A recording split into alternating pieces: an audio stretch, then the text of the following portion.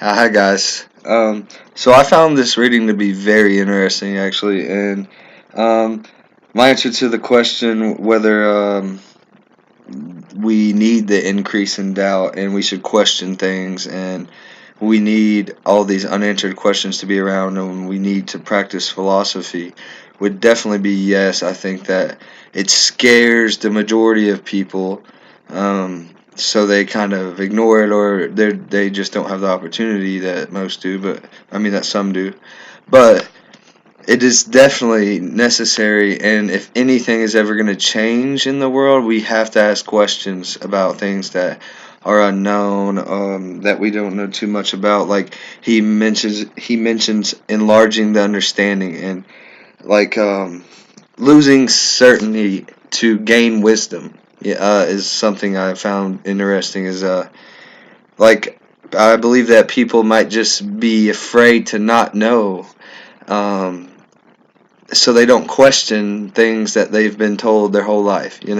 So we grow up in East Tennessee and in a very Christian, mostly Baptist place, and we grow up like that, and that's just how we live. And if we would have been born in, say, Iran or Iraq, we would grow up Muslim, and you know, it just coming down to things like that, just where we were born, how much of an impact has that had on how we think, how the things that we just assume, like so much we assume without ever questioning, and I feel like that's a huge downfall of where we stand now and as a society, and like so that's why my answer would be yes, definitely we need more questioning.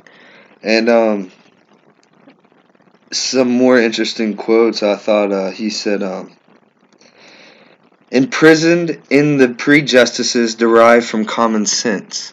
So common sense, what is common sense? It's just what everyone else has went along with. That's common sense for so long. So we're just going along with it. But how many times do you actually stop and say, why are we doing it like this? Or can we do it like a better way?